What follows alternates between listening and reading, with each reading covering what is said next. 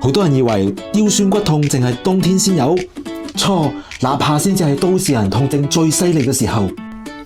Hello， 大家好，我係波大夫，又到24節氣養生時間啦。終於講春夏養陽，立夏咧就濕火交雜。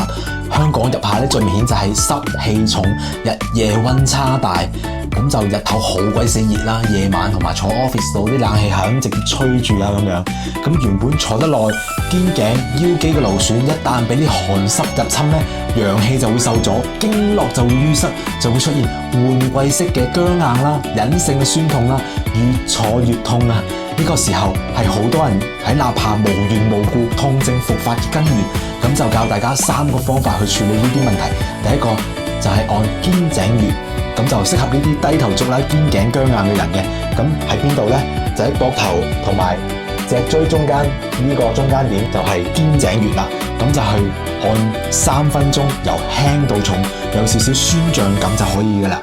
咁按呢個穴位咧，可以快速咁舒緩呢個肩頸嘅經絡，打散呢個入夏聚積嘅濕氣淤塞，咁立即就會舒緩呢個肩頸嘅繃緊噶啦。咁第二個咧就係按呢個委中穴，咁就係腰痛嘅救星嚟嘅。咁坐得耐咧都啱嘅，咁就喺膝頭哥後面呢個凹位，咁就可以按呢個穴位咧，就叫委中穴。咁喺立夏濕氣困腰咧，就會容易令到腰酸無力啦，坐得耐起身嘅時候咧就會刺痛。咁按晒兩邊嘅委中穴啦，咁每隻腳咧就按3分鐘，就可以祛濕通經絡，改善呢個換季腰肌嘅勞損。咁第3樣咧，亦都係最重要嘅一點喎，就係唔好貪涼啦。咁飲凍飲啦，吹冷氣啦，坐喺凍嘅地板啦，全部都係會斬斷人體陽氣啊！知唔知啊？咁就寒濕入體，肩頸腰咧就會反反复复嘅疼痛。咁記得日常飲多啲溫嘅薑棗水，早睡早起，護心氣，陽氣足咧就會濕氣消散啦。咁就會痛症先至可以斬斷呢個根源嘅。香港人嘅痛症從來都唔係一啲單純嘅勞損啊，咁全部都係跟住節氣咁行走噶。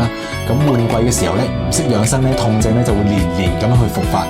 咁你喺立夏頸痛啊，定係腰痛多啲？咁喺下面咧打返你係頸痛定係腰痛，咁波大夫咧就會親自咁去分享呢啲換季嘅 tips 俾你。咁中意呢個節氣嘅養生精華咧，記得俾個小心心，咁同埋咧分享轉發俾你一個成日捱痛嘅朋友，咁等佢哋同我哋一齊養生啦。咁我哋下次再見，拜拜。